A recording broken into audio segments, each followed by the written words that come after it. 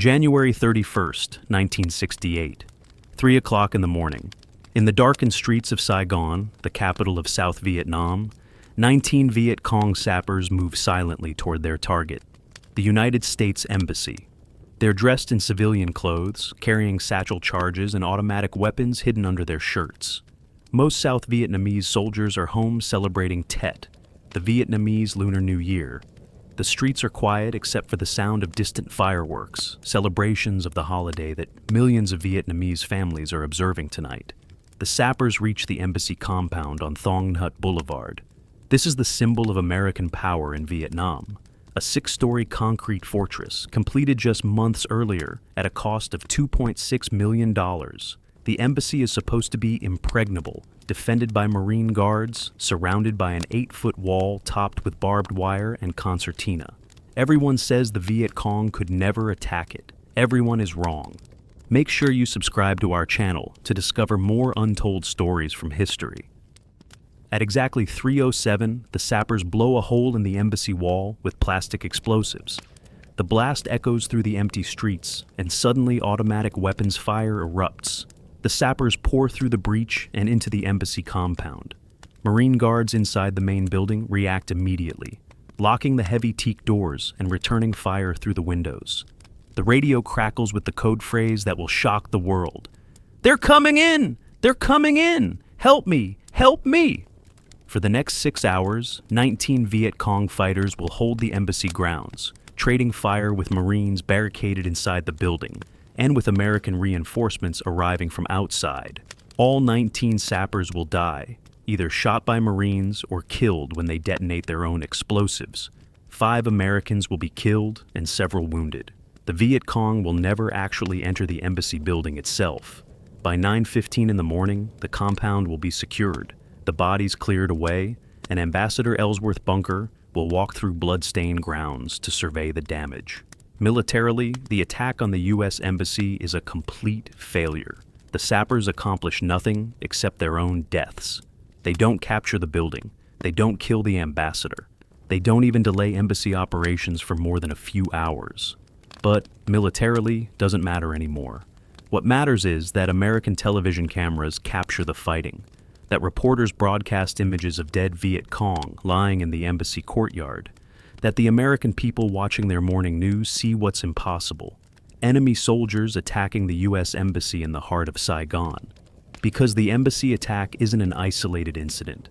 It's one small piece of the largest coordinated military operation of the entire Vietnam War. At this same moment, across the length and breadth of South Vietnam, 84,000 North Vietnamese and Viet Cong soldiers are launching simultaneous attacks on more than 100 cities, towns, and military bases. They're attacking provincial capitals, district towns, American bases, South Vietnamese headquarters. They're fighting in Hue, Da Nang, Pleiku, Can Tho, Con Tum, Bien Hoa, and scores of other locations. They're trying to spark a general uprising that will topple the South Vietnamese government and drive the Americans from Vietnam. This is the Tet Offensive. It will last for weeks in some places, months in others. It will result in the deaths of tens of thousands of people. It will be a crushing military defeat for North Vietnam, but a psychological and political victory that will change the course of the war and alter American history. It will destroy President Lyndon Johnson's presidency, turn American public opinion decisively against the war, and begin the long process of American withdrawal from Vietnam.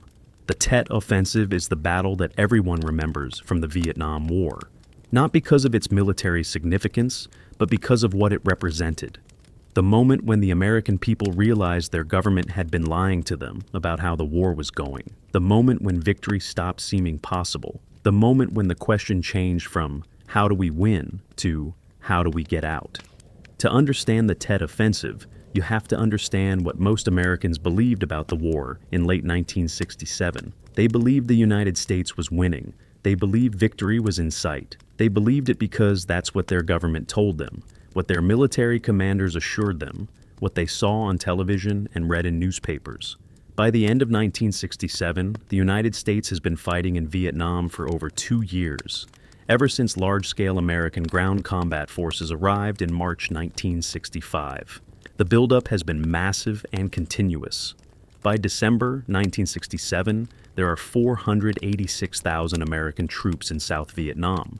They're supported by over 5,000 aircraft, by the firepower of the 7th Fleet offshore, by a logistics network that can deliver anything from ammunition to ice cream anywhere in the country within hours. The commander of American forces is General William Westmoreland, a tall, square-jawed career officer who projects confidence and competence. Westmoreland's strategy is attrition. Use American firepower and mobility to find enemy forces, fix them in place, and destroy them. The goal is to reach a crossover point where the communists are losing soldiers faster than they can replace them, where the cumulative losses become unsustainable, where Hanoi has no choice but to give up. And by late 1967, Westmoreland believes he's winning.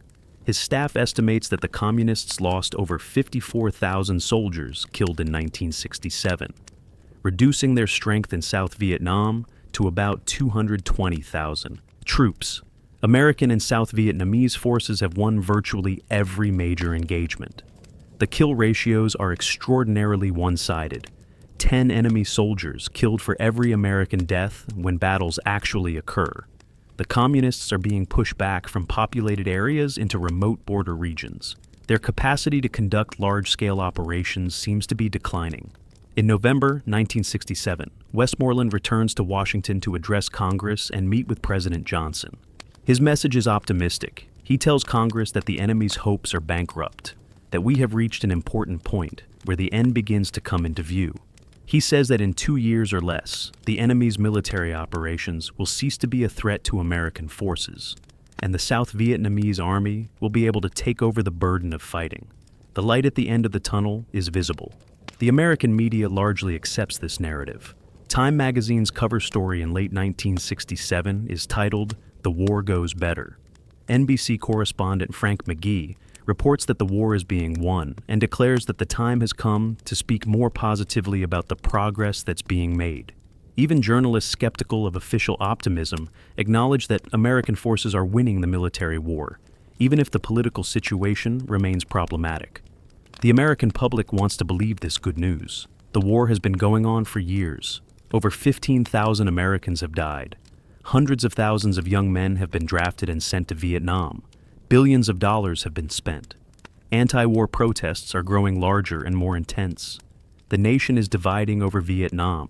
Americans desperately want to believe that the sacrifices are working, that victory is near, that their sons will be coming home soon. But in Hanoi, the leaders of North Vietnam are planning something that will shatter these illusions and change everything. They're planning the largest coordinated military operation of the entire war. An offensive so ambitious and unexpected that it will shock the world.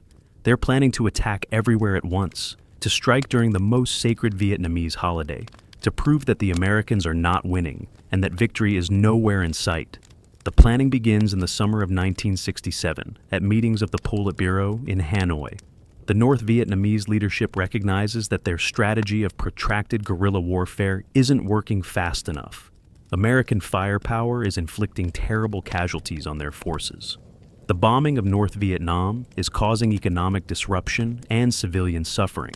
Something needs to change. They need a decisive action that will alter the strategic situation. The plan that emerges is audacious. A coordinated offensive throughout South Vietnam, striking the cities that have been relatively untouched by the war, trying to spark a general uprising among the South Vietnamese population against their government. The Politburo believes that the South Vietnamese army is weak and corrupt, that the government is unpopular, that the people are ready to revolt if given leadership and support. A massive offensive, they believe, might cause the collapse of the Saigon government and force the Americans to negotiate a withdrawal. Even if the offensive doesn't achieve these ambitious goals, it will still serve important purposes. It will prove that the communists can strike anywhere, that no place in South Vietnam is safe. It will demonstrate to the American people that their government has been misleading them about the war's progress. It will buy time for North Vietnam by forcing the Americans to shift resources to defending cities rather than attacking communist base areas. And it will maintain morale among communist forces who have been taking heavy casualties with little to show for it. The offensive is scheduled for Tet, the Vietnamese Lunar New Year, which in 1968 falls at the end of January.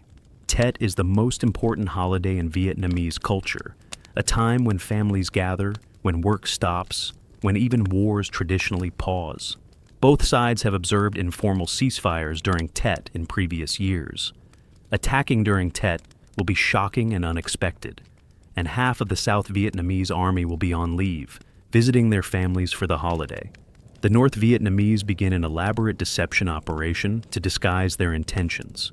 Throughout late 1967 and early January 1968, they launched diversionary attacks in the remote border regions, particularly around Khe Sanh, a Marine combat base in the northwest corner of South Vietnam. The attacks on Khe Sanh are real, not feints, and they succeed in focusing American attention far from the cities where the actual offensive will be launched. Simultaneously, North Vietnam launches a diplomatic offensive. On December 30th, Foreign Minister Trinh announces that Hanoi will open negotiations if the United States unconditionally ends Operation Rolling Thunder, the bombing campaign against North Vietnam.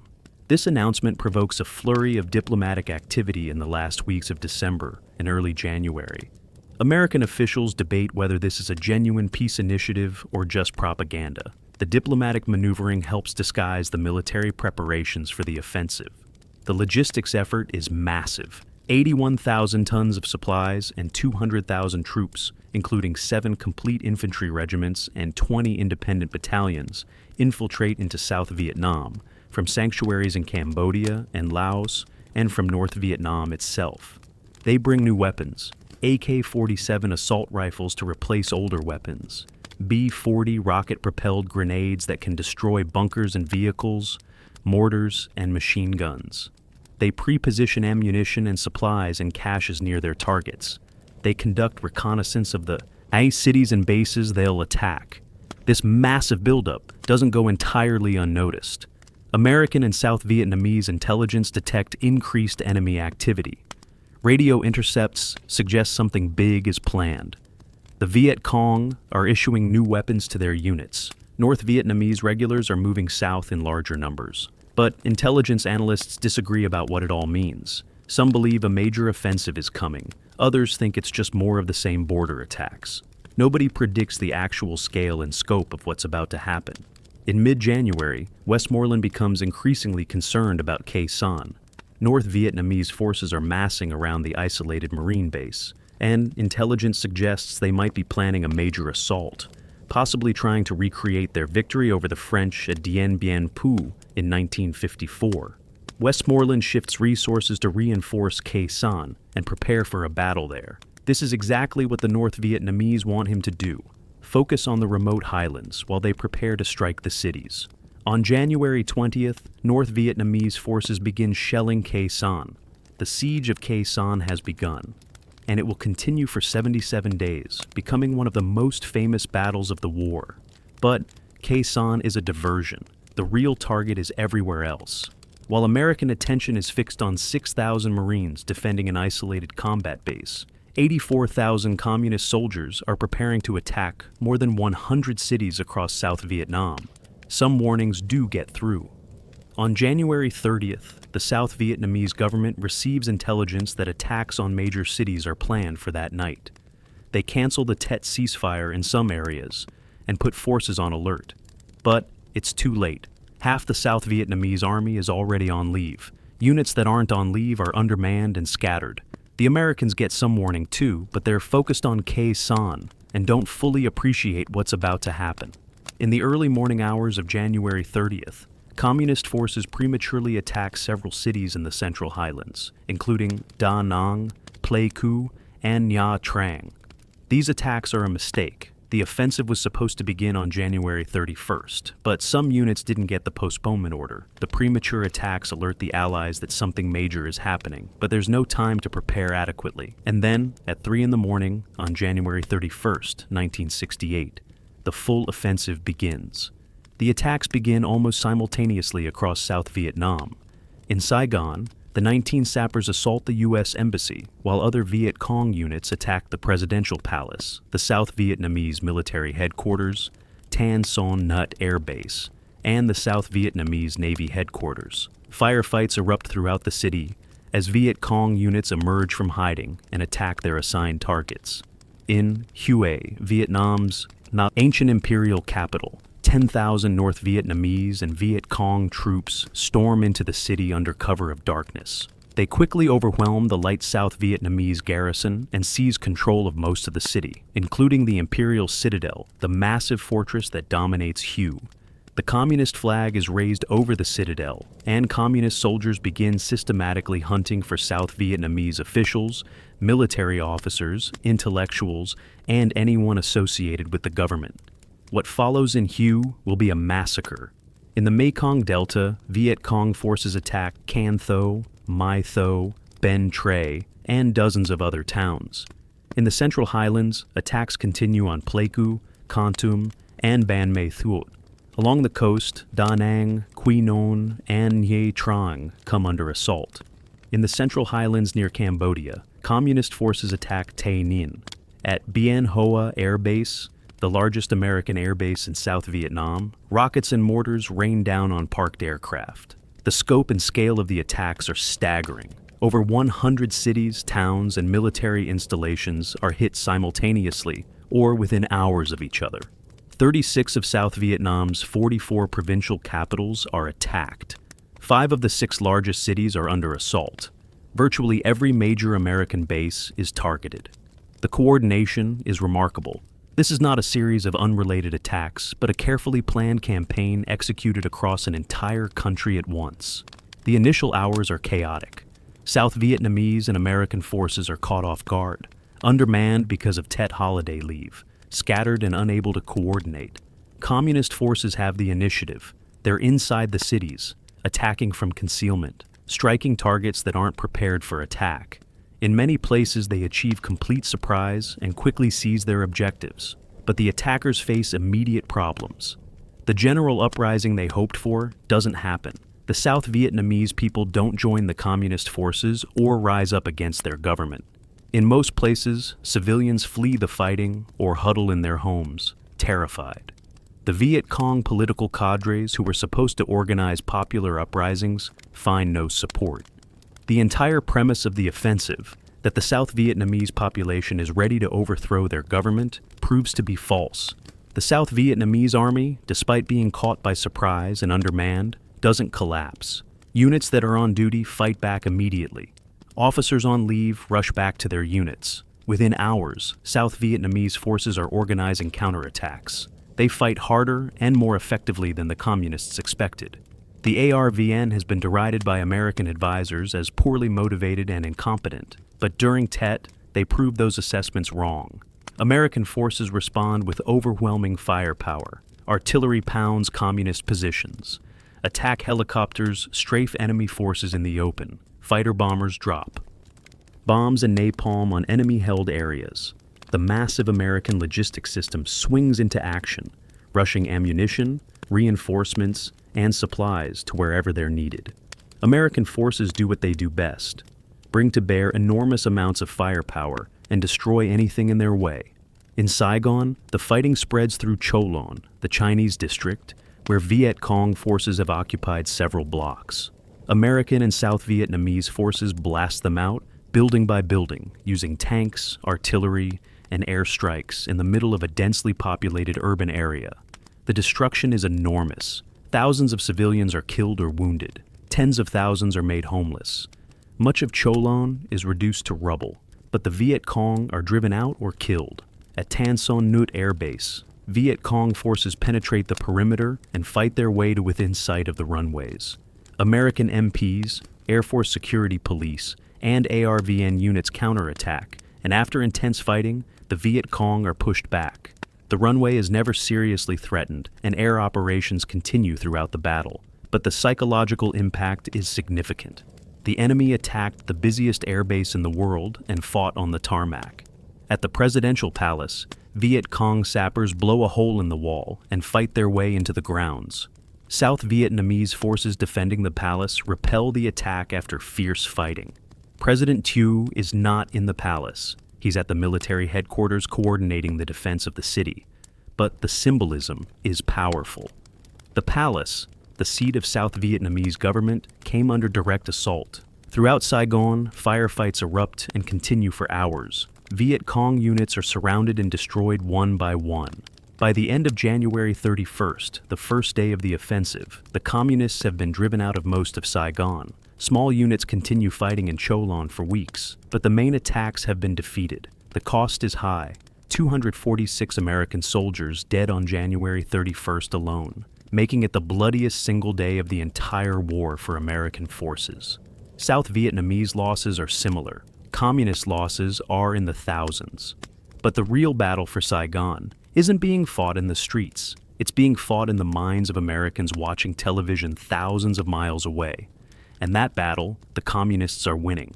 On the morning of January 31st, Americans wake up to images that shock and confuse them. Their televisions show fighting in the streets of Saigon. They see dead Viet Cong lying in the courtyard of the U.S. Embassy. They watch as American helicopters strafe buildings in downtown Saigon. They see South Vietnamese troops and American MPs hunting for enemy soldiers in urban neighborhoods. They see smoke rising from burning buildings, wounded soldiers being evacuated, civilians fleeing with their belongings. For most Americans, this is incomprehensible. Just weeks ago, General Westmoreland told them the war was being won, that the end was in sight. President Johnson assured them that progress was being made. The military briefings in Saigon always spoke of enemy units being destroyed, of kill ratios favoring the Americans, of the enemy losing the will to fight. And now, suddenly the enemy is attacking everywhere, including the American embassy itself. How can this be? The television coverage is dramatic and immediate. ABC, NBC, and CBS all have correspondents in Saigon, and they're broadcasting live or near-live footage of the fighting. The networks interrupt regular programming with special reports. The images are stark and violent. Bodies in the streets, buildings on fire, American soldiers crouching behind cover and firing their weapons.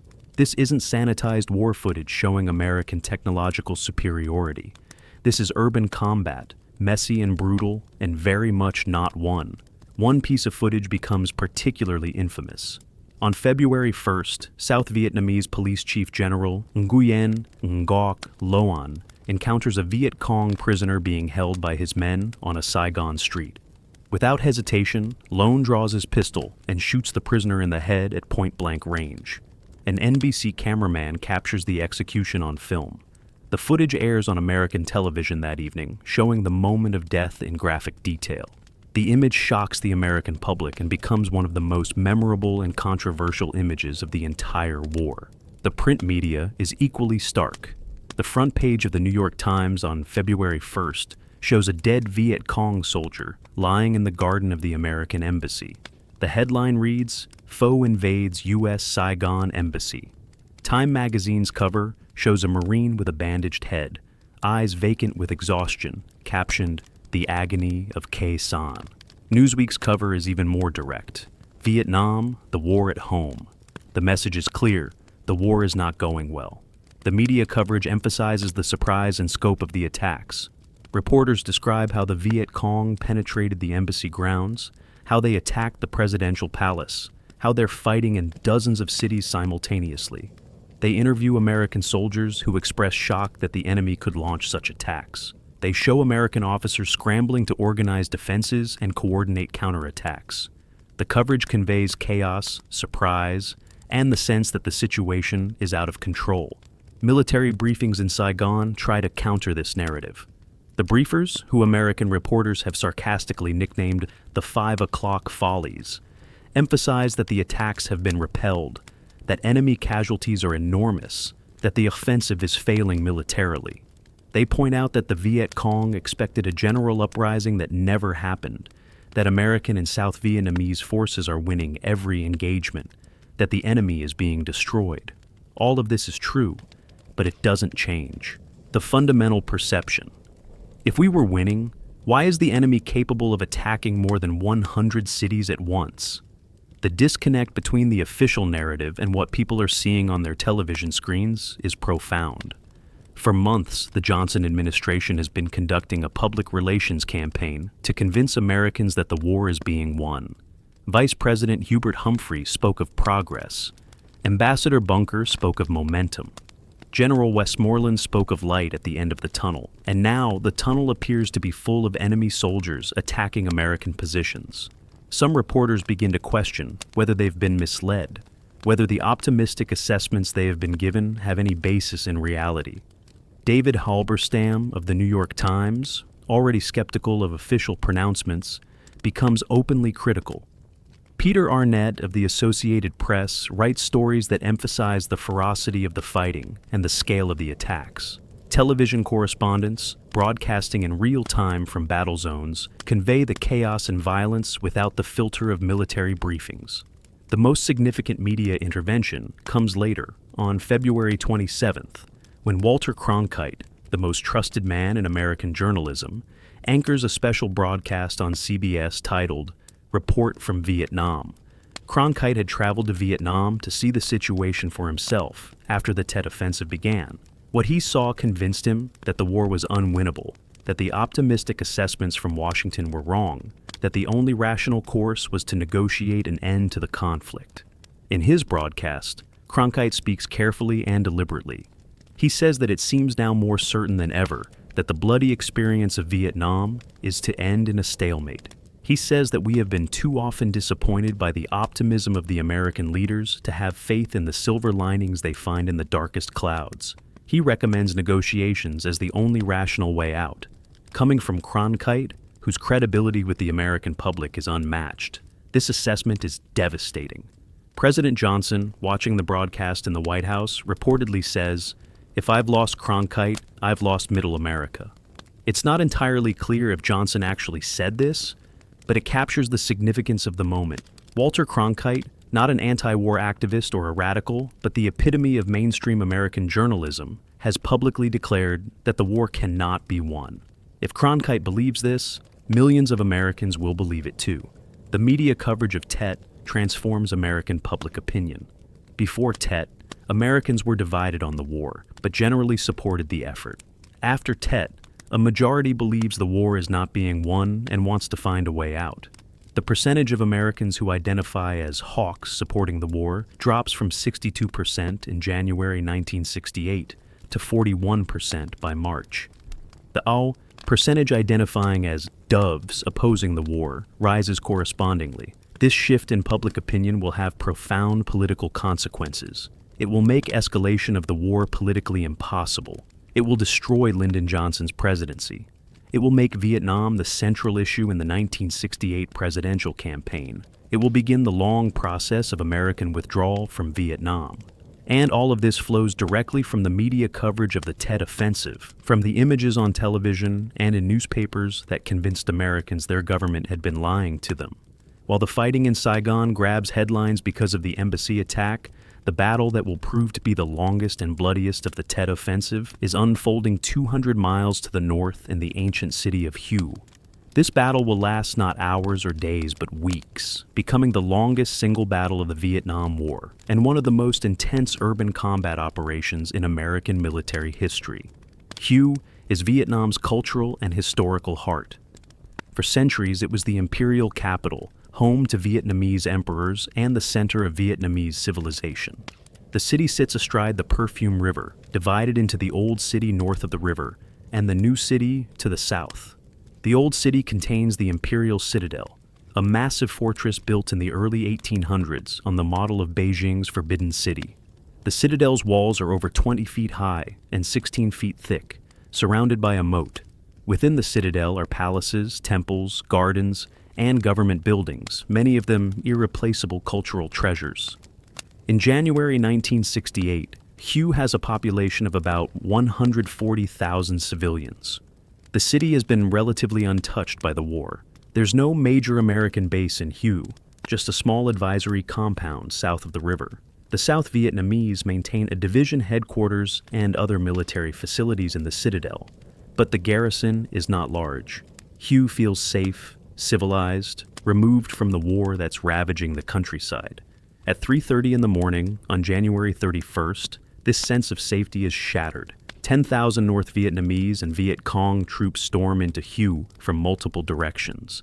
They've infiltrated close to the city during the days before Tet, hiding in the surrounding villages and countryside, waiting for the signal to attack. Now they surge forward, overwhelming the light South Vietnamese forces guarding the city's approaches. The Communists execute their plan with precision. One force attacks from the south, crossing the Perfume River and quickly seizing the new city except for the American compound, which a small group of U.S. Army advisors and Marines manages to defend. Another force attacks from the west and north, crashing through the walls of the citadel and overwhelming the defenders. Within hours, Communist forces control most of the citadel, including the critical Tay Loc airfield inside the fortress walls. The South Vietnamese 1st Division headquarters, located inside the citadel, manages to hold out in its compound, but it's surrounded and besieged. Brigadier General Ngo Quang Truong, the division commander and one of the most capable officers in the ARVN, organizes a defense of his headquarters and begins planning counterattacks. But with most of his division scattered across the province and unable to return to Hue, Truong is badly outnumbered and outgunned. At dawn on January 31st, a massive NLF flag is raised over the citadel's flag tower, visible for miles around. This image, like the attack on the U.S. Embassy in Saigon, has enormous symbolic power. The ancient capital of Vietnam is in communist hands. The flag of the revolution flies over the imperial city. For the communists, this is a propaganda victory of the First Order. But holding Hue and raising a flag aren't the same as victory. Communist forces in Hue immediately begin the systematic murder of anyone associated with the South Vietnamese government, the Americans, or who might oppose communist rule. They have lists of targets: government officials, military officers, police, teachers, doctors, intellectuals, Catholic priests, anyone in a position of authority or influence. Squads of communist soldiers go house to house, searching for people on their lists. Those found are taken away. Some are executed immediately, shot in the streets or in their homes. Others are marched to assembly points and then taken to the outskirts of the city, where they're murdered and buried in mass graves. The killings continue for days, a systematic campaign of terror designed to eliminate anyone who might oppose communist rule. The scale of the massacre won't be fully known until later, when mass graves are discovered after the battle. Conservative estimates suggest that between 2,800 and 6,000 South Vietnamese civilians were murdered during the communist occupation of Hue. They were killed because of who they were, because they held government positions or taught in schools or practiced medicine or ran businesses. Many were buried alive. Some were clubbed to death to save ammunition. Entire families were killed together. This is the dark side of the Tet Offensive that often gets lost in discussions of its political impact. While American attention focuses on the embassy attack and the military failures, in Hue, a massacre is unfolding. A deliberate campaign of mass murder that reveals the true nature of the communist insurgency. This isn't liberation. This is terror. American forces respond to the assault on Hue slowly at first, not understanding the scale of the attack. On the morning of January 31st, a small Marine task force, Alpha Company of the 1st Battalion, 1st Marines, is sent to reinforce the American compound south of the river. They move up Highway 1, expecting light resistance. Instead, they run into a hurricane of fire from well-prepared North Vietnamese positions. The Marines take heavy casualties and are pinned down for hours before fighting their way into the compound. More Marines arrive over the following days, but the North Vietnamese have turned Hue into a fortress. They've fortified buildings with sandbags and bunkers. They've positioned machine guns and B-40 rockets to cover the streets. They've prepared firing positions with overlapping fields of fire. They know the Americans will attack, and they're ready. The battle for Hue becomes a brutal urban slugfest. Marines and South Vietnamese soldiers fight building by building, room by room, often floor by floor. They use grenades to clear rooms, M79 grenade launchers to blast through walls, 3.5-inch rocket launchers to knock out bunkers. The North Vietnamese fight from concealment, appearing suddenly to fire and then disappearing back into buildings. Every meter of advance costs casualties on both sides. The weather makes everything worse. Starting February 2nd, the Kraken arrives, the winter monsoon that brings low clouds, fog, and constant drizzle.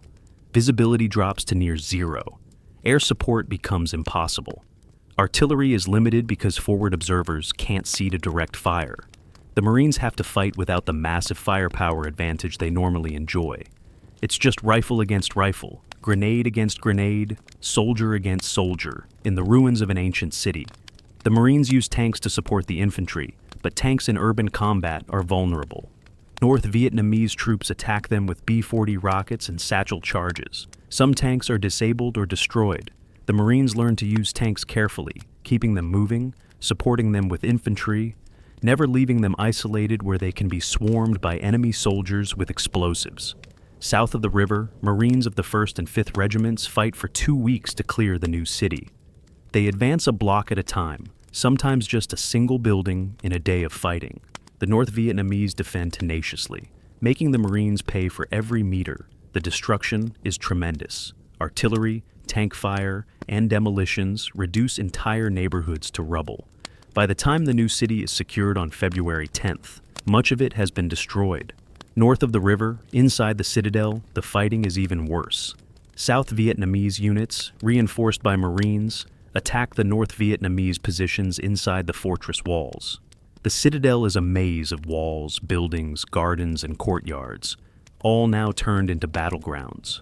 The fighting is at close range, often just meters between opposing forces. Casualties mount on both sides. The Marines bring in tanks and Ontos tank destroyers, vehicles mounting 6 recoilless rifles that can blast through walls and bunkers. They use CS gas to drive North Vietnamese soldiers out of buildings. They call in artillery fire from outside the citadel, accepting the destruction of cultural treasures as the price of victory. Palaces that stood for centuries are reduced to ruins. Temple walls are pockmarked with bullet holes. The graceful architecture of Imperial Vietnam is being destroyed in the fighting. On February 24th, after 25 days of continuous combat, South Vietnamese forces recapture the Citadel flag tower and raise the South Vietnamese flag. The battle for Hue is over. The cost is staggering. American casualties are 216 killed and over 1,500 wounded. South Vietnamese casualties are 452 killed and over 2,000 wounded. Communist casualties are estimated at 5,000 killed.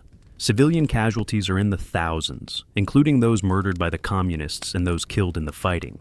80% of Hue has been destroyed. 116,000 of the city's 140,000 civilians are homeless. 17,000 homes are destroyed or damaged beyond repair.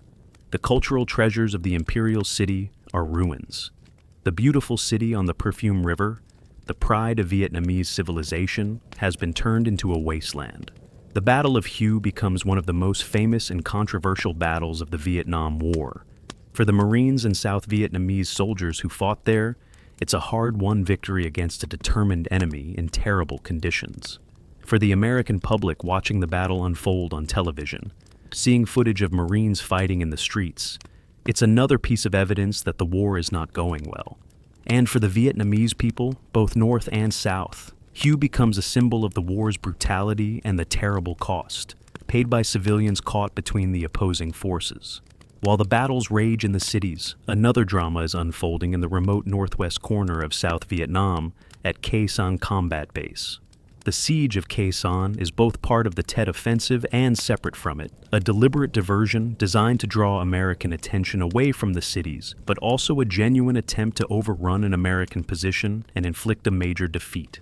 Khe Sanh is a plateau near the Laotian border, home to a combat base manned by about 6,000 Marines. The base sits astride Route 9, one of the few roads that runs from the coast into the interior near the demilitarized zone. Khe Sanh is strategically located but also dangerously isolated, surrounded by hills and jungle, dependent on air supply because the roads are controlled by the enemy. In December 1967 and January 1968, intelligence reports indicate that North Vietnamese forces are massing around Khe Sanh. Reconnaissance reveals enemy divisions moving into the area, perhaps as many as 40,000 troops. They're digging trenches, positioning artillery, preparing siege lines. General Westmoreland becomes convinced that the North Vietnamese are planning a major assault on Khe Sanh, possibly trying to replicate their victory over the French at Dien Bien Phu in 1954. Westmoreland decides to reinforce Khe Sanh rather than abandon it. He sends additional Marines to the base and positions reinforcements nearby. He plans Operation Niagara, a massive air campaign to destroy the North Vietnamese forces besieging Khe Sanh. The Air Force, Navy, and Marine Corps Aviation will drop hundreds of thousands of tons of bombs on the enemy positions around the base. If the North Vietnamese attack, they'll be destroyed by American firepower. On January 20th, 1968, the siege begins. North Vietnamese artillery opens fire on Khe Sanh, hitting ammunition dumps and causing massive explosions. For the next 77 days, the base will be under constant artillery and mortar fire. The Marines dig deeper into the red clay plateau, building bunkers and trenches, trying to find protection from the shells that fall randomly day and night. The psychological pressure is enormous. The Marines at Khe Sanh know they're surrounded by vastly superior numbers. They know the North Vietnamese could overrun the base if they're willing to accept casualties. They know that every resupply flight might be shot down, that every helicopter landing might be hit by mortar fire, that any moment a human wave assault might come pouring out of the jungle. They live with this tension for over 2 months. American firepower keeps the North Vietnamese at bay. Operation Niagara drops over 100,000 tons of bombs around Khe Sanh, more tonnage than was dropped in the entire Pacific Theater during World War II. B-52s fly, arc-light missions, carpet bombing suspected enemy positions, tactical aircraft drop napalm and high explosive. Artillery from nearby firebase and from ships offshore pounds the enemy. The destruction is apocalyptic. The North Vietnamese try to assault the base several times. In late January, they attack the village of Khe Sanh and Lang Vây Special Forces Camp, overrunning both positions using tanks. The first time North Vietnamese armor has been used in the south. The Marines defend their hill positions around the main base, fighting off ground attacks and enduring constant shelling. The fighting is savage and casualties mount, but the base holds. The siege becomes a media sensation. American newspapers and television networks follow the story closely, drawing explicit parallels to Dien Bien Phu. The worry is that Khe Sanh might become an American Dien Bien Phu, a humiliating defeat that forces the U.S. to negotiate from a position of weakness. President Johnson becomes obsessed with Khe Sanh, demanding daily updates, making his commanders promise that the base won't fall. In reality, Khe Sanh is never in serious danger of being overrun. The North Vietnamese surround it, they shell it, but they never mount a serious assault on the main base. The casualties they take from American bombing are staggering, possibly 15,000 dead from the air campaign alone. They've achieved their strategic objective, fixing American attention on Khe Sanh while the Tet Offensive is launched against the cities, but at enormous cost. On April 6th, after 77 days, relief forces reach Khe Sanh and the siege is lifted. The North Vietnamese withdraw into Laos, leaving behind thousands of dead. The Marines have held, though they've suffered 205 killed and over 1,600 wounded. Westmoreland declares Khe Sanh a victory, proof that American forces can defeat any North Vietnamese attack. But the victory is hollow. 2 months after the siege is lifted, the Marines abandon Khe Sanh, blowing up the bunkers and fortifications and leaving the plateau to the North Vietnamese. The base that was held at such cost, that consumed so much attention and resources, turns out to have no strategic value after all. The entire siege, both the North Vietnamese attempt to take it and the American determination to hold it, was ultimately pointless. Khe Sanh becomes a metaphor for the war itself. Enormous effort and sacrifice for objectives that don't matter. Victories that aren't really victories. A focus on tactical success while losing the strategic war. The Marines at Khe Sanh fought bravely and held their ground. But what did it accomplish? The answer, like so much about the Vietnam War, is unclear. As February turns to March, the immediate fighting of the Tet Offensive winds down. American and South Vietnamese forces have retaken all the cities and towns that were attacked. Communist forces have been driven out or destroyed. The offensive, from a purely military standpoint, has been a disaster for North Vietnam. The casualty figures tell a stark story. Estimates of communist losses during Tet vary, but most sources suggest between 45,000 and 50,000 dead, with similar numbers wounded or missing. The Viet Cong, who provided the bulk of the attacking forces, are particularly devastated. They lose most of their experienced fighters, their political cadres, their capacity to operate as an effective military force. After Tet, the Viet Cong will never recover their strength, and the war will increasingly be fought by North Vietnamese regulars rather than Southern insurgents. American casualties are also significant, but much lower. About 2,400 Americans are killed during the Tet Offensive, with many more wounded. These are terrible losses, but they're sustainable. The American military machine continues to function. Units that take heavy casualties are rebuilt. Replacements arrive from the States. Equipment losses are made good from vast supply depots. The American war effort is not materially damaged by Tet. South Vietnamese casualties are comparable to American losses, and the psychological impact is actually positive. The ARVN has fought better than expected during Tet. Units that American advisors considered unreliable fought with courage and determination. South Vietnamese soldiers defending their own cities and towns proved motivated and effective. The expectation that the ARVN would collapse under pressure turned out to be wrong. The general uprising that the North Vietnamese expected never materialized. The South Vietnamese population didn't join the communists or revolt against the government. In most places, civilians fled the fighting or stayed neutral. The communist political infrastructure that was supposed to organize uprisings was largely inactive or ineffective. The entire premise of the offensive, that the South was ready for revolution, proved false. Every major battle of Tet was won by American and South Vietnamese forces. The embassy compound was cleared within hours. Saigon was secured within days. Hue was retaken after weeks of fighting. Provincial capitals that were occupied were liberated. Communist forces that stood and fought were destroyed. The kill ratios that Westmoreland had been touting were real. American and South Vietnamese forces killed far more enemy soldiers than they lost. General Westmoreland sees Tet as an opportunity. The enemy has abandoned guerrilla tactics and fought conventionally, exposing themselves to American firepower. They've taken massive casualties. They've failed to achieve any of their strategic objectives. Now is the time, Westmoreland argues, to go on the offensive, to pursue the beaten enemy, to inflict more casualties, to finish what Tet started. He requests an additional 200,000 troops to exploit the situation. Military leaders in Washington share Westmoreland's analysis. They see Tet as a military victory that's being portrayed as a defeat. The enemy is beaten, but not finished. With more troops, with approval to pursue the enemy into Cambodia and Laos, with authorization to bomb more targets in North Vietnam, the war can be won. The crossover point has been reached. Enemy losses are unsustainable. Victory is achievable. But these military assessments miss the fundamental reality. The military situation doesn't matter anymore. What matters is American public opinion, and American public opinion has turned decisively against the war. The American people don't care about kill ratios or crossover points or military victories. They care that after years of being told the war is being won, the enemy attacked more than 100 cities at once. They care that their sons are dying in a war that seems to have no end. They care that their government has been misleading them. The request for 200,000 additional troops becomes public in early March when the New York Times reports on it. The reaction is immediate and negative. Americans don't want to escalate the war.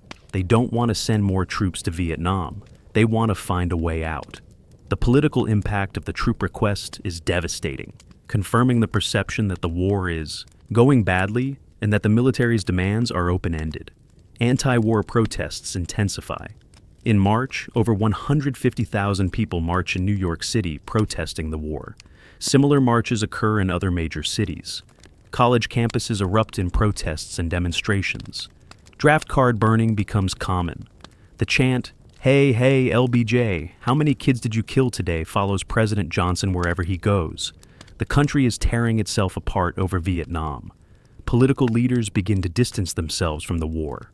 Robert Kennedy, brother of the slain president, announces his candidacy for president on an anti-war platform. Eugene McCarthy, a little-known senator from Minnesota, has already been running an anti-war campaign and does surprisingly well in the New Hampshire primary. The political establishment is fracturing. Support for Johnson's war policy collapses even among his own party. On March 25, 1968, President Johnson convenes a meeting of the Wise Men, a group of senior advisors and elder statesmen who have supported his Vietnam policy. Johnson expects them to support his military commanders and endorse the troop request. Instead, most of the wise men tell Johnson the war can't be won, that American public opinion won't support further escalation, that the only rational course is to seek a negotiated settlement.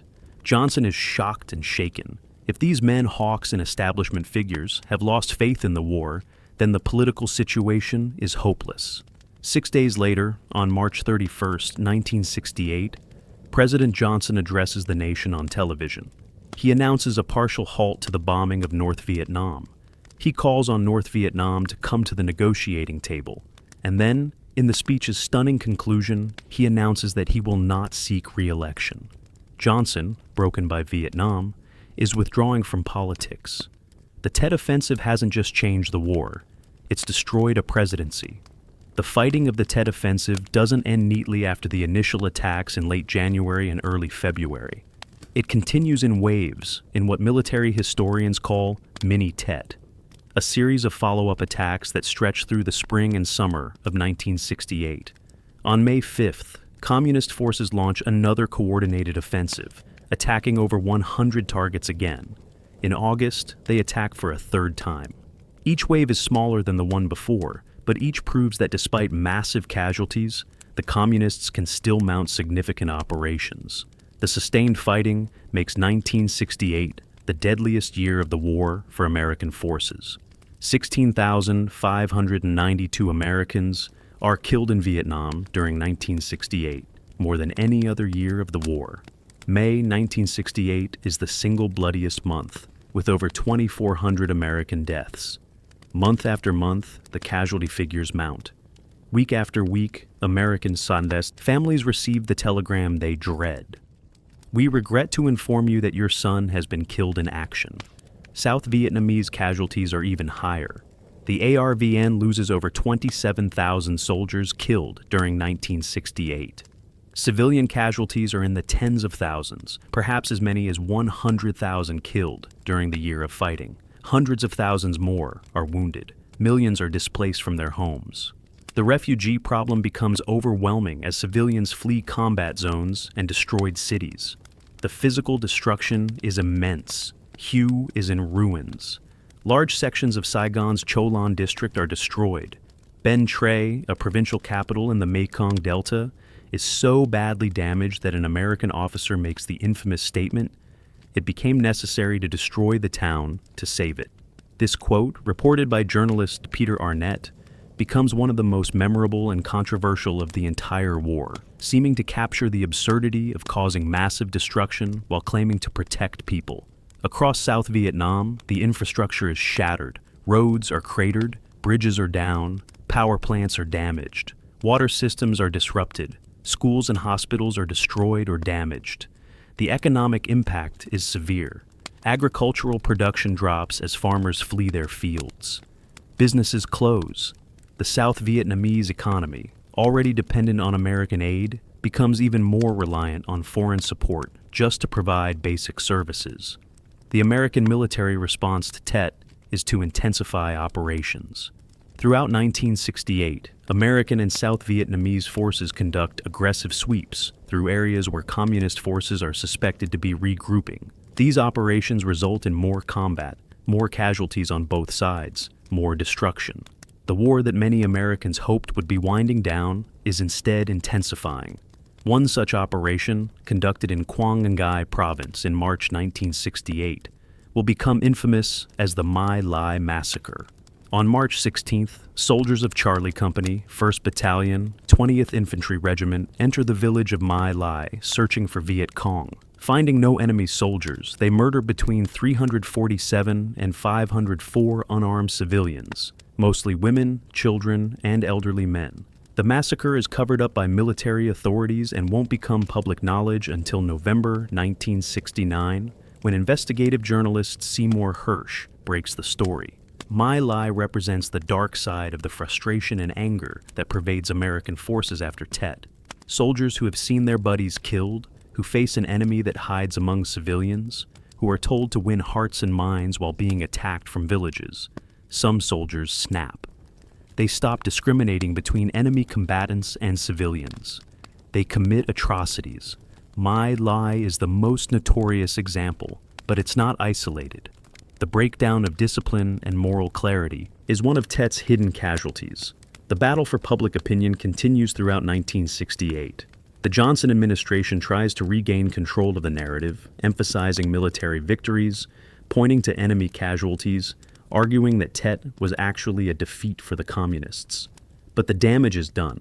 The credibility gap, the difference between what the government says and what people believe, has become a chasm. Americans no longer trust official statements about the war. The anti-war movement grows larger and more radical. What began as protests by students and intellectuals spreads to mainstream America. Mothers whose sons are serving in Vietnam begin questioning the war. Veterans return home and speak out against what they experienced. Religious leaders denounce the war as immoral. The movement is no longer fringe, it's becoming the majority. The Democratic Party fractures over Vietnam. Robert Kennedy's presidential campaign gains momentum, appealing to Americans who want change. Eugene McCarthy continues his anti-war campaign. Vice President Hubert Humphrey, loyally defending Johnson's policies, becomes the establishment candidate. The Democratic Convention in Chicago in August 1968 descends into chaos as anti-war protesters clash with police in the streets, while delegates fight over the party platform inside the convention hall. The violence in Chicago, broadcast on television, shocks the nation. Police beat protesters with clubs. Protesters throw rocks and chant obscenities. Tear gas drifts through the streets. Inside the convention, delegates argue bitterly about Vietnam. The party that has dominated American politics for a generation is tearing itself apart. The images from Chicago, like the images from Tet, show a nation in crisis, a society coming apart over a distant war. Republicans, smelling opportunity, nominate Richard Nixon, the former vice president who lost to Kennedy in 1960. Nixon campaigns on a promise to end the war, though he's deliberately vague about how he'll do it. He speaks of peace with honor, of a secret plan to end the conflict, of restoring law and order at home. His message resonates with Americans exhausted by war and disturbed by domestic unrest. The 1968 presidential election becomes a referendum on Vietnam. The tragedy deepens when Robert Kennedy is assassinated in June, just after winning the California primary. His death removes the most charismatic anti-war voice from the campaign and leaves many Americans feeling hopeless about change. In November, Nixon narrowly defeats Humphrey, winning on a promise to end a war that Johnson escalated. The Tet Offensive has not just changed military strategy. It's changed who governs America. The Tet Offensive presents one of the great paradoxes of military history. How did a crushing military defeat for North Vietnam become a strategic victory? How did an offensive that failed in all its military objectives succeed in changing the course of the war? Understanding this paradox is essential to understanding both the Tet Offensive and the Vietnam War itself. The military facts are clear. The Tet Offensive was a disaster for North Vietnam and the Viet Cong. They failed to hold any of the cities they attacked. They failed to spark a general uprising. They failed to cause the collapse of the South Vietnamese government or the South Vietnamese army. They lost between 45,000 and 50,000 soldiers killed, more than 20% of their total force in the South. The Viet Cong was effectively destroyed as a fighting force and would never recover. From Hanoi's perspective, in early February 1968, Tet must have looked like a catastrophic failure. They had committed their best troops to an ambitious offensive and had been defeated everywhere. The losses were staggering. The expected support from the South Vietnamese population never materialized. The Americans and South Vietnamese had responded with overwhelming firepower and had destroyed the attacking forces. By any military measure, Tet was a defeat. Yet within 3 months of this defeat, President Johnson announced he wouldn't seek re-election. American strategy shifted from escalation to de-escalation, and the United States began the long process of disengagement from Vietnam. Within 5 years, American forces would be completely withdrawn. Within 7 years, South Vietnam would fall to a North Vietnamese offensive. How did a military defeat produce these results? The answer lies in understanding that the Tet Offensive was fought on two battlefields, the military battlefield in Vietnam and the political battlefield in the United States. North Vietnam lost decisively on the first battlefield, but won on the second. And in a war where American political will was more important than military success, winning the political battle was what mattered. The key was the gap between expectations and reality.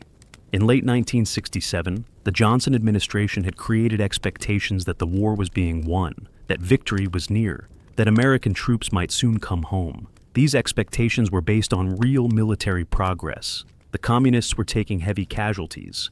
Their capacity for major operations was declining. The ARVN was improving. But the expectations went beyond what the military situation actually supported. When the Tet Offensive occurred, it shattered these expectations. Americans who had been told the enemy was defeated saw the enemy attacking everywhere at once. Americans who had been told the war was winding down saw it intensifying. Americans who had been told to trust their government concluded their government had been lying. The psychological impact of this reversal was devastating and could not be overcome by pointing to military victories after the fact. The media played a crucial role in amplifying the impact. Television brought the war into American living rooms with an immediacy that had never before been possible. Americans didn't just read about the fighting, they watched it happen. They saw dead bodies, burning buildings, American soldiers under fire. They saw the chaos and confusion of urban combat. And they saw all of this in the context of having been told the war was being won. Walter Cronkite's editorial was particularly important because it came from a trusted mainstream source. Cronkite wasn't a radical or an activist. He was the embodiment of responsible journalism. When he said the war couldn't be won, millions of Americans took that assessment seriously. His credibility gave permission to Americans who had supported the war to change their minds without feeling unpatriotic or weak. The political context mattered too. By 1968, the war had been going on for years with no clear end in sight. Over 15,000 Americans were already dead. Hundreds of thousands had served in Vietnam. The draft was pulling young men away from families and careers and sending them to a distant war that many didn't understand. American society was being stretched and divided by Vietnam. People were ready for any excuse to question the war, and Tet provided that excuse. The Johnson administration's response made things worse. Instead of acknowledging that Tet showed the war would take longer than expected, officials tried to portray it as a victory. They emphasized enemy casualties and military success. But this message conflicted with what Americans could see on their television screens. The attempt to spin a clear setback as a victory destroyed the administration's remaining credibility. Americans concluded that if the government was lying about this, it had probably been lying about everything else too. General Westmoreland's request for 200,000 additional troops was the final blow to public support. Americans who might have accepted that Tet was a temporary setback couldn't accept that the response should be massive escalation. The troop request suggested the war was going badly, that previous assurances of progress were false, that the military's appetite for troops and time was unlimited. When the request became public, it confirmed the worst fears of war skeptics. The Tet Offensive revealed a fundamental problem with American strategy in Vietnam. The United States was fighting a limited war for limited objectives against an enemy, fighting an unlimited war for unlimited objectives. The United States wanted to preserve South Vietnam, but wasn't willing to pay any price or make any sacrifice to do so. North Vietnam wanted to unify Vietnam under communist rule and was willing to accept almost any level of casualties to achieve it. This asymmetry meant that American military victories didn't translate into strategic success. The United States could win every battle but still lose the war if the American people lost the will to continue fighting. North Vietnam understood this. They didn't need to defeat American forces militarily. They just needed to last longer than American political will. Tet was designed to break that political will, and it succeeded. The paradox of Tet is that it worked precisely because it failed militarily. If the offensive had achieved quick success, if communist forces had held cities or sparked uprisings, the United States might have responded with massive escalation, even mobilization. The clear threat might have rallied Americans to the war effort, but because Tet failed militarily while succeeding in showing the enemy's capability and determination, It created doubt without creating existential threat. Americans questioned whether the war could be won without questioning whether it needed to be fought at all costs. Hanoi's leadership may not have fully understood this paradox when they planned Tet. They probably believed they could achieve military success and spark uprisings. When these didn't happen, they must have been disappointed. But they quickly grasped that despite the military defeat, they had achieved something more valuable. They had changed American political calculations. They had proven that no matter how many communists were killed, more could always be found. They had shown that the war could go on indefinitely. And they had demonstrated that American domestic support for the war was fragile. After Tet, North Vietnamese strategy shifted. Rather than seeking quick victory through general offensives, they reverted to protracted warfare, gradually wearing down American will while building up their forces for an eventual final offensive after the Americans left. This strategy, though it took 7 more years, ultimately succeeded. The Tet Offensive didn't win the war, but it created the political conditions that made eventual victory possible. Richard Nixon takes office as president in January 1969, 13 months after the Tet Offensive began. He inherits a war that's militarily stalemated and politically poisonous. Nixon promised during the campaign to end the war, but he wants peace with honor, not defeat or surrender. His strategy for achieving this is called Vietnamization, gradually turning the war over to South Vietnamese forces while withdrawing American troops, maintaining American air power and aid, but ending American ground combat involvement. The concept behind Vietnamization is that the South Vietnamese military, properly trained and equipped, can defend South Vietnam without American ground forces. The ARVN has over 1 million men under arms. They're equipped with modern weapons provided by the United States. They've fought reasonably well during and after Tet. The question is whether they can stand alone against North Vietnamese forces once American support is reduced. Nixon announces the first American troop withdrawals in June 1969. 25,000 troops will come home. It's a token gesture, barely 5% of the total force, but it signals the direction of policy. More withdrawals follow in the coming months and years. By the end of 1969, there are 475,000 American troops in Vietnam, down from the peak of 543,000. By the end of 1970, the number drops to 335,000. The drawdown continues. As American troops withdraw, the burden of combat shifts to South Vietnamese forces. The ARVN takes over more operations, holds more territory, suffers more casualties. American commanders focus on advising and supporting rather than leading. The transition is difficult. The ARVN lacks the logistics capacity, the air support, and the firepower that American forces take for granted. South Vietnamese soldiers fight bravely, but they're not ready to replace American combat power. Nixon simultaneously pursues 2 other tracks. He intensifies the bombing of North Vietnam and expands the war into Cambodia and Laos to disrupt communist supply lines and base areas. In April 1970, American and South Vietnamese forces invade Cambodia to destroy North Vietnamese sanctuaries and supply depots. The invasion is militarily successful. Large quantities of weapons and supplies are captured, but it triggers massive protests in the United States. The Cambodian invasion provokes the largest protests since Tet. College campuses erupt in demonstrations.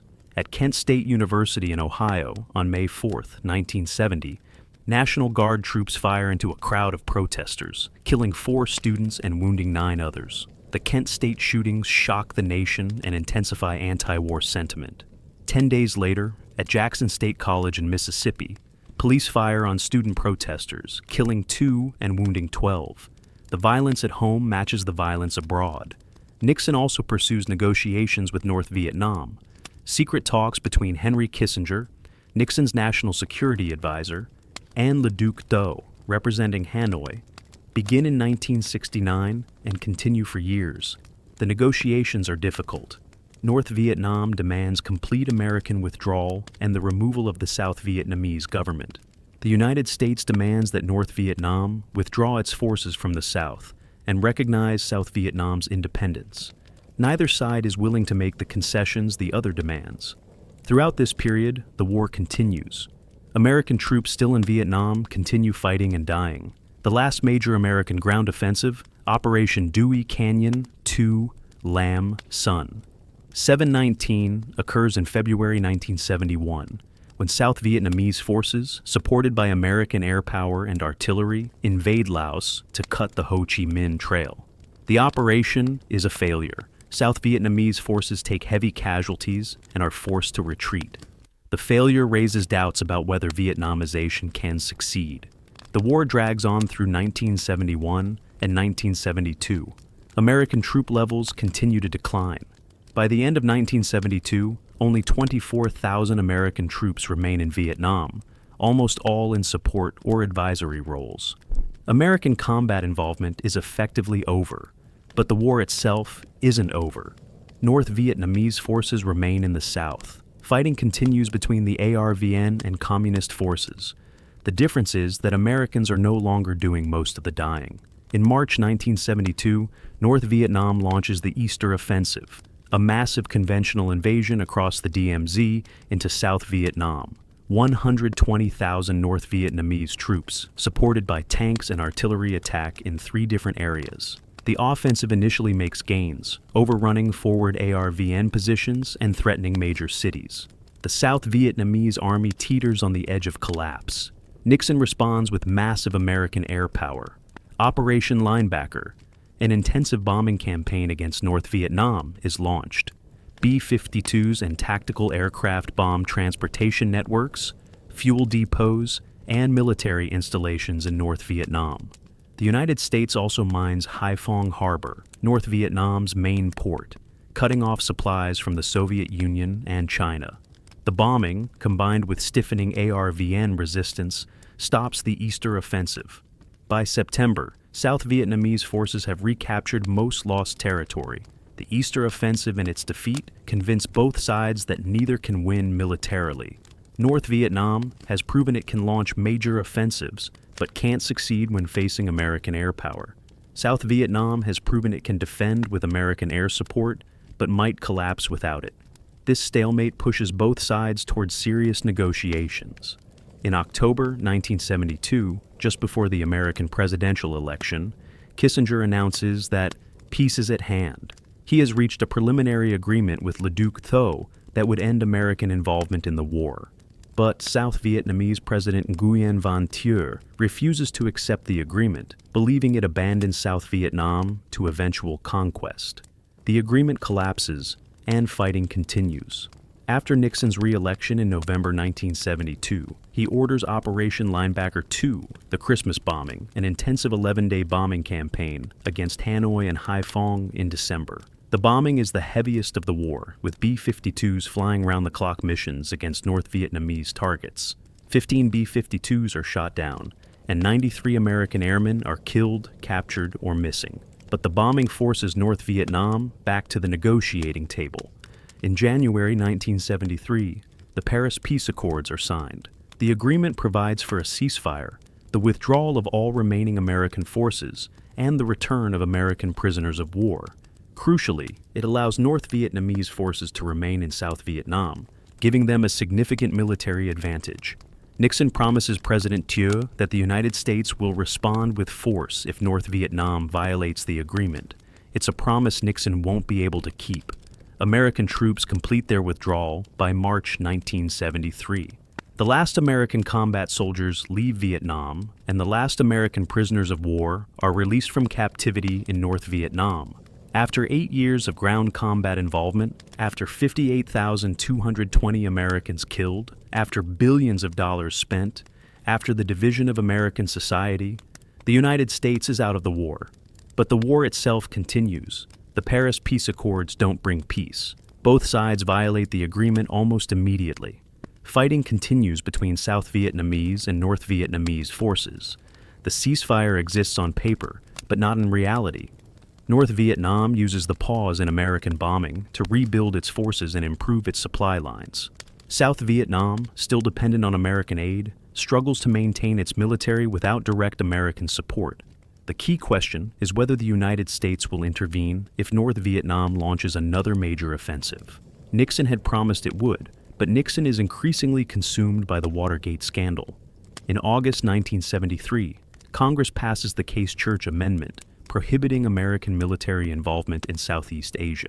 In November, Congress overrides Nixon's veto of the War Powers Act, limiting the president's ability to commit forces without congressional approval. The political will for further intervention in Vietnam is gone. In August 1974, Nixon resigns the presidency because of Watergate. Gerald Ford becomes president, inheriting a promise to defend South Vietnam that he has no political ability to keep. Ford asks Congress for additional military aid for South Vietnam, but Congress refuses. American aid to South Vietnam is cut drastically. The ARVN faces shortages of fuel, ammunition, and spare parts. Morale declines as soldiers realize they've been abandoned by their ally. North Vietnam watches these developments and concludes the time is right for a final offensive. Throughout 1974, they build up forces in the south, improve the Ho Chi Minh Trail, position supplies for a major campaign. They're preparing for a 2-year offensive, planning to capture South Vietnam in 1976. But when they launch limited attacks in early 1975, they're surprised by how easily South Vietnamese forces collapse. In March 1975, North Vietnamese forces attack in the Central Highlands. The ARVN, under orders to preserve forces by withdrawing from untenable positions, begins a retreat that becomes a rout. Units disintegrate, soldiers abandon equipment and flee. Civilians panic and flee with the military, creating massive refugee columns that clog roads and prevent military movement. The retreat turns into a disaster. President Tu orders a withdrawal from the Central Highlands to the coast, intending to consolidate forces for defense of the more populous areas. But the withdrawal is conducted chaotically. Units get separated, command and control breaks down. What was supposed to be an orderly strategic withdrawal becomes a panicked flight. North Vietnamese forces pursue, attacking the retreating columns, capturing huge amounts of equipment. Within weeks, the entire Central Highlands is lost. The speed of the collapse shocks everyone, including North Vietnam. Seeing the opportunity, they accelerate their offensive, attacking towards Saigon rather than pausing to consolidate. In April, North Vietnamese forces close on Saigon from multiple directions. The end is near, and everyone knows it. American personnel begin evacuating. The American embassy starts destroying documents and equipment. Helicopters evacuate Americans and South Vietnamese allies from Saigon to ships offshore. On April 21, 1975, President Tu resigns and flees the country. His resignation speech is bitter, accusing the United States of betraying South Vietnam, of making promises it didn't keep. His successor, Tran Van Huong, serves for a week before handing power to General Duong Van Minh, who is president for just 2 days before surrendering to North Vietnamese forces. On April 29th and 30th, Operation Frequent Wind evacuates the remaining Americans and many South Vietnamese from Saigon. Helicopters fly continuously from the American embassy and other sites, ferrying evacuees to ships of the 7th Fleet offshore. The iconic image of helicopters evacuating people from the embassy roof becomes the symbol of American defeat. Over 7,000 people are evacuated in 18 hours of continuous operations. On the morning of April 30th, 1975, North Vietnamese tanks crash through the gates of the presidential palace in Saigon. South Vietnamese forces surrender. The war is over. North Vietnam has won. South Vietnam has ceased to exist. Vietnam is united under communist rule, 21 years after the Geneva Accords temporarily divided it, and 10 years after major American combat involvement began. The fall of Saigon is a humiliation for the United States. The promise to defend South Vietnam, made by 5 presidents over 15 years, has failed. The investment of American lives and treasure has been wasted. The ally that America fought to preserve has been conquered. The images of desperate evacuations, of abandoned equipment, of North Vietnamese tanks in the presidential palace, these show the world that the United States has been defeated. For the South Vietnamese who couldn't escape, the communist victory brings brutal consequences. Hundreds of thousands of former ARVN soldiers, government officials, and people associated with the old regime are sent to re-education camps, prison camps where they face forced labor, political indoctrination, and often death. Many spend years in these camps, Tens of thousands die from disease, starvation, and execution. The promised reconciliation becomes persecution. The Vietnamese economy collapses under communist mismanagement.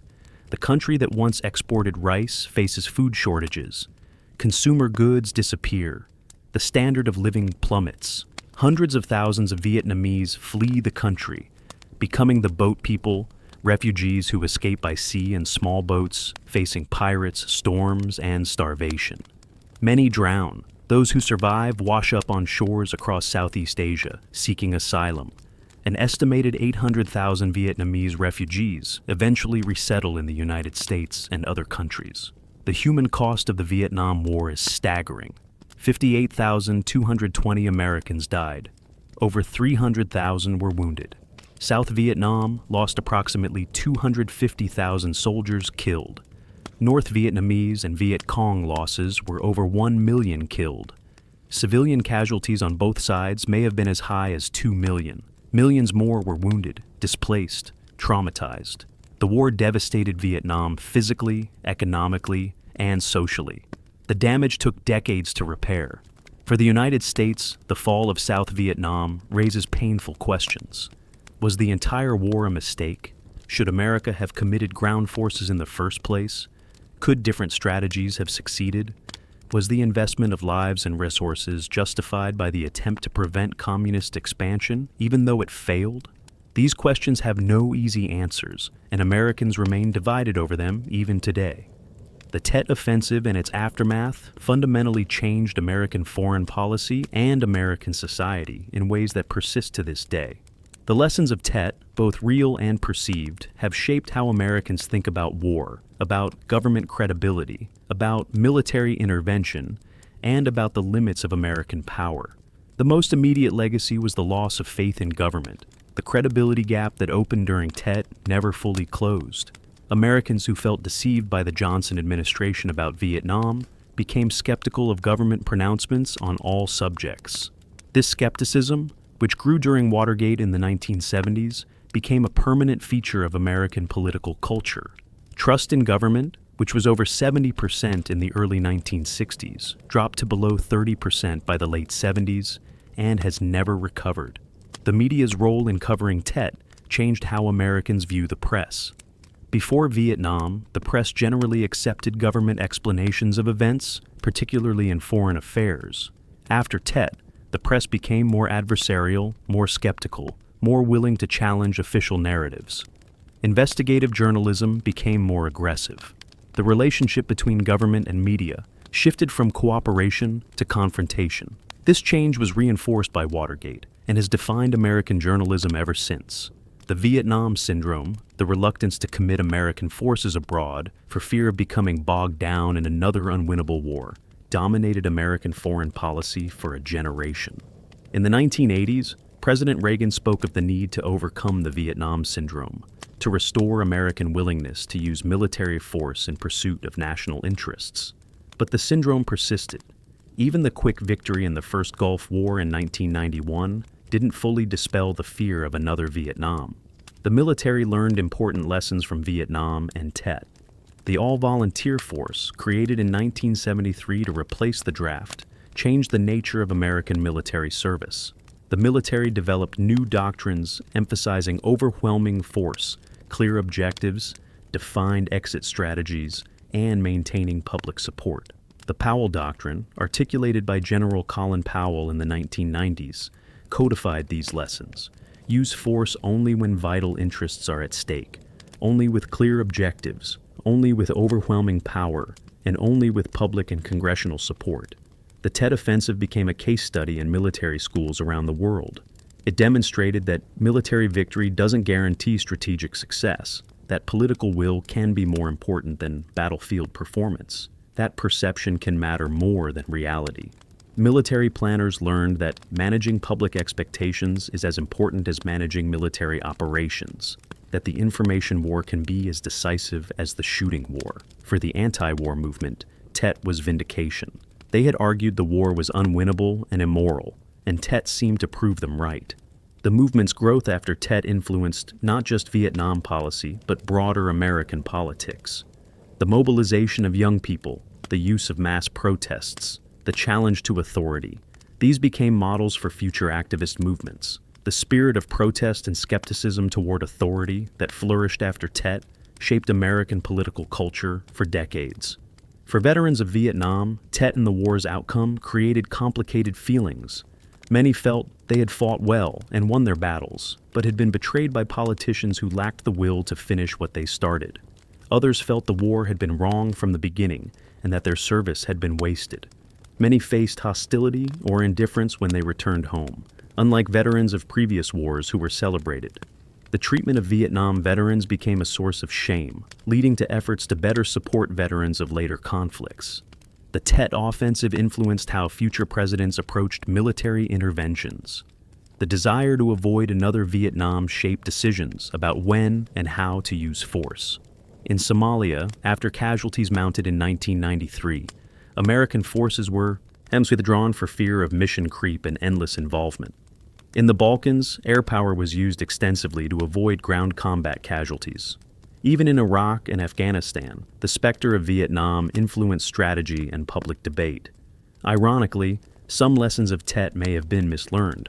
The perception that media coverage lost the Vietnam War led to restrictions on press access in later conflicts. The belief that public opinion wouldn't support extended conflicts led to unrealistic expectations for quick victories. The idea that casualties determine public support led to strategies focused on minimizing American losses even at the cost of mission effectiveness. These lessons, drawn from Tet, sometimes had unintended consequences in later wars. The Tet Offensive also changed how Americans think about asymmetric warfare. It demonstrated that a weaker power could defeat a stronger one, not by winning militarily, but by outlasting political will.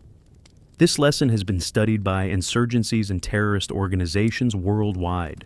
The idea that you don't need to win battles to win wars, that you just need to last longer than your enemy's patience, became a model for asymmetric strategy. For Vietnam, the legacy is more complex. The country was unified under communist rule, but at enormous cost. The war devastated the economy, killed millions, created a generation of refugees, and left lasting scars. Economic development was set back decades. Relations with the United States, broken in 1975, weren't normalized until 1995. Today, Vietnam has opened to the world and is developing rapidly, but the wounds of the war remain. The Tet Offensive occupies a unique place in Vietnamese memory, too. In the North, it's remembered as a heroic offensive that demonstrated determination and sacrifice. The massive casualties are acknowledged but portrayed as necessary sacrifices for ultimate victory. In the South, among those who fled after 1975, Tet is remembered differently, as the beginning of the end, the moment when American commitment wavered, the first step toward abandonment and defeat. In American popular culture, the Tet Offensive appears in countless books, films, and documentaries about Vietnam. It's referenced in discussions of government credibility, media influence, and military political relations. The image of helicopters evacuating Saigon has become synonymous with American defeat. The phrase, "another Tet," is used to describe unexpected setbacks that undermine public support for military operations. The offensive has entered the collective memory as a symbol of the limits of American power. To truly understand the Tet Offensive, we must see it not as a single event, but as a turning point where multiple forces converged. Military realities, political calculations, media influence, public opinion, and the fundamental nature of the Vietnam conflict itself. Tet was where all these forces collided, producing results that nobody predicted and consequences that nobody intended. The military dimension is the most straightforward. North Vietnam and the Viet Cong launched a massive coordinated offensive against cities and bases throughout South Vietnam. They hoped to spark a general uprising, topple the South Vietnamese government, and force an American withdrawal. None of these goals were achieved. The attacks were repelled. The attackers suffered massive casualties, and communist forces in the South were severely weakened. By military metrics, Tet was a clear defeat for North Vietnam. But military metrics didn't determine the outcome. The political dimension proved more important. The offensive occurred at a moment when American political support for the war was fragile. Years of war with no clear progress had exhausted American patience. The Johnson administration had tried to maintain support by emphasizing progress and suggesting victory was near. When Viet demonstrated that the enemy could still attack everywhere at once, this narrative collapsed. The political foundation for continuing the war crumbled. The media dimension amplified the political impact. Television brought the war into American homes with unprecedented immediacy. Americans watched fighting in the embassy compound, burning cities, marine firefights in Hue. These images contradicted the official narrative of progress. When Walter Cronkite declared the war unwinnable, he gave voice to doubts many Americans already felt. The media didn't create these doubts, but it validated them and made them acceptable. The public opinion dimension was decisive. Before Tet, Americans were divided on the war, but generally supported the effort. After Tet, a majority believed the war wasn't being won and wanted to find a way out. This shift in public opinion made escalation politically impossible. President Johnson couldn't send 200,000 more troops when Americans had lost faith in the war. Without public support, the war couldn't continue on the same terms. The strategic dimension reveals the fundamental problem with American involvement. The United States was fighting a limited war, while North Vietnam was fighting an unlimited war. America wanted to preserve South Vietnam, but only at acceptable cost. North Vietnam wanted to unify Vietnam under its control and would pay almost any price. This asymmetry meant that North Vietnam only needed to outlast American patience, not defeat American forces. Tet demonstrated this reality. The Tet Offensive succeeded not because it achieved its military objectives, but because it destroyed the credibility of those who said the war was being won. It succeeded because it showed Americans that victory was not in sight, that the light at the end of the tunnel was an illusion, that years more of fighting and dying awaited. It succeeded because it changed the question from how do we win to how do we get out. This leads to uncomfortable questions about how the war was sold to the American people. The optimism of late 1967 wasn't entirely false. Real military progress had been made, but the optimism exceeded what the military situation actually supported. The Johnson administration wanted to maintain public support, so they emphasized positive developments while downplaying negative ones. They created expectations that couldn't be met. When Tet occurred, the gap between expectations and reality destroyed their credibility. Could the war have been won if the American people had maintained support? This is one of the great counterfactuals of the war. Some argue that if Johnson had authorized Westmoreland's requested 200,000 troops, if restrictions on bombing North Vietnam had been lifted, if ground operations in Cambodia and Laos had been approved earlier, the United States might have achieved military victory. But this assumes that military victory was possible and that it would have been sustainable politically, both of which are doubtful. The fundamental problem was that the United States couldn't destroy North Vietnam's will to fight without escalation that would risk Chinese intervention or use of nuclear weapons. And without breaking Hanoi's will, the war would continue indefinitely. No matter how many communist soldiers were killed, more could be found. No matter how much territory was controlled, the enemy could return when Americans left. Victory would have required permanent occupation or the complete destruction of North Vietnam, neither of which was politically acceptable. The Tet Offensive revealed this reality. It showed that the war had no military solution at acceptable cost. It demonstrated that the question wasn't whether American forces could win battles, they could, but whether battlefield victories would produce strategic success. And the answer, as Tet made clear, was no.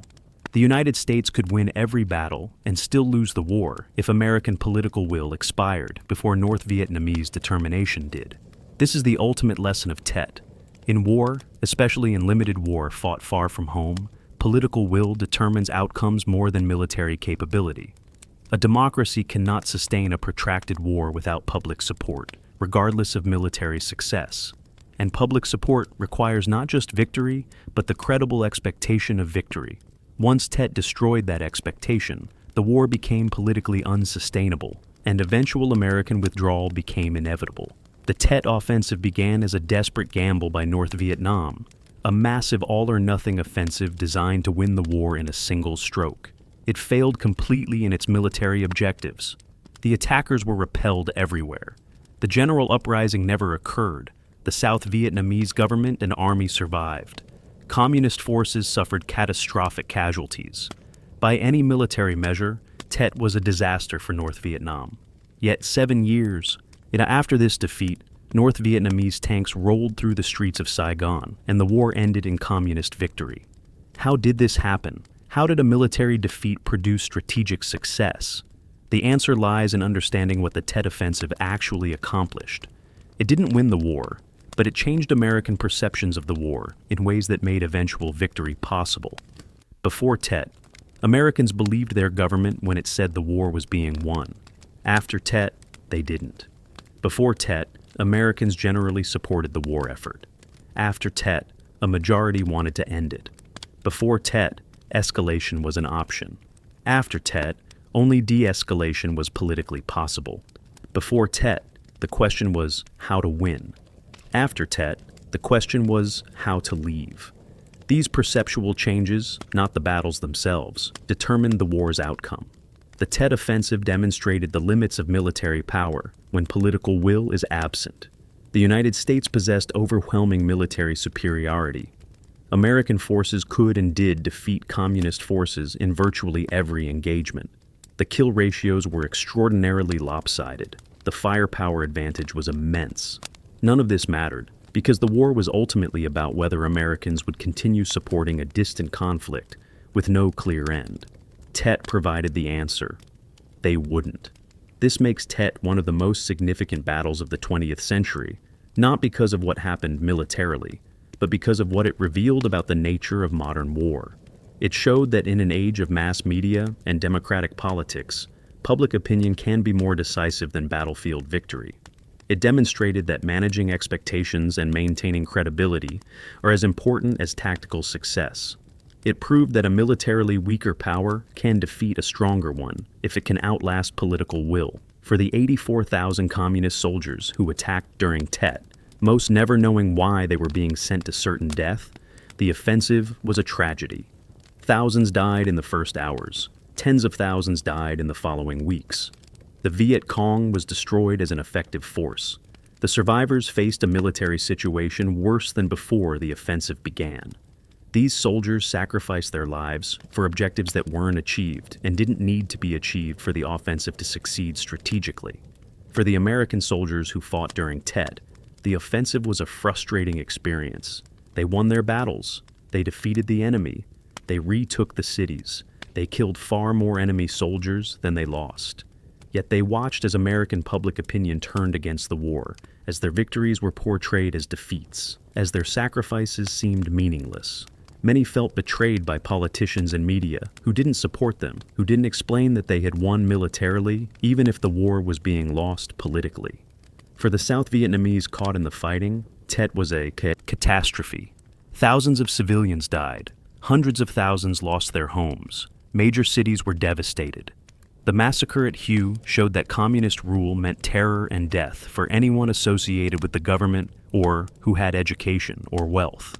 Yet the world's attention focused on American casualties and American public opinion, not on what was happening to Vietnamese people. For President Johnson, Tet destroyed his presidency and his legacy. A man who had transformed American society with the Great Society programs, who had championed civil rights and voting rights, who had dreamed of creating a better America, was broken by Vietnam.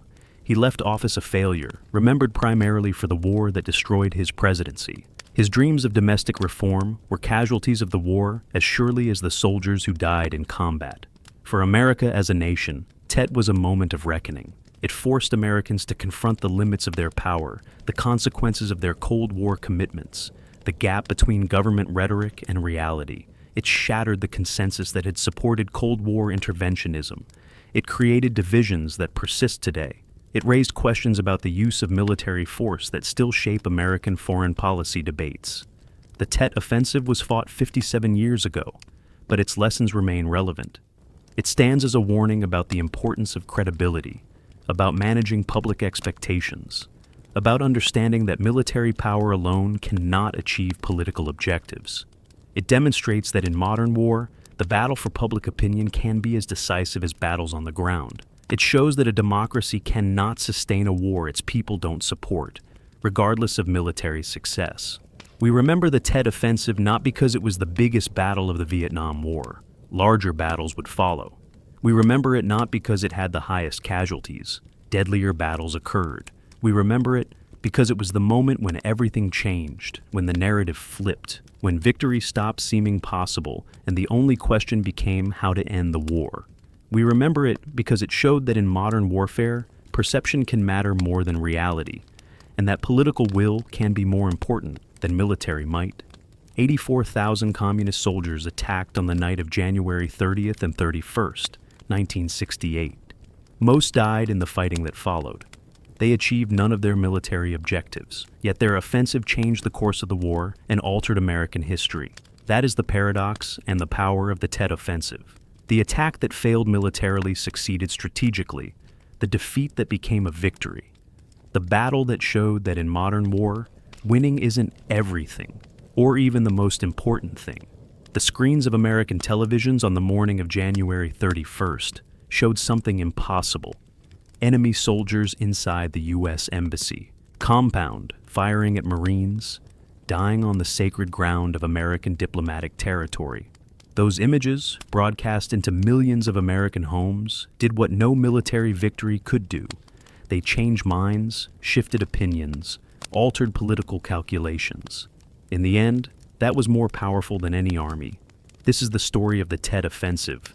84,000 soldiers, over 100 cities attacked, weeks of brutal fighting, tens of thousands dead on all sides. A military defeat that became a strategic victory. A battle that changed everything. The moment when America began its long goodbye to Vietnam. When the war that was supposed to be won became the war that would be lost. When the light at the end of the tunnel went dark and never came back on. Remember Tet. Remember the soldiers who fought there. American, South Vietnamese, and Communist. Remember the civilians who died in the crossfire. Remember the leaders whose decisions sent them into battle. Remember the journalists who reported what they saw. Remember the American people who watched and changed their minds. And remember that sometimes the most important battles are won or lost, not on the battlefield, but in the hearts and minds of people thousands of miles away.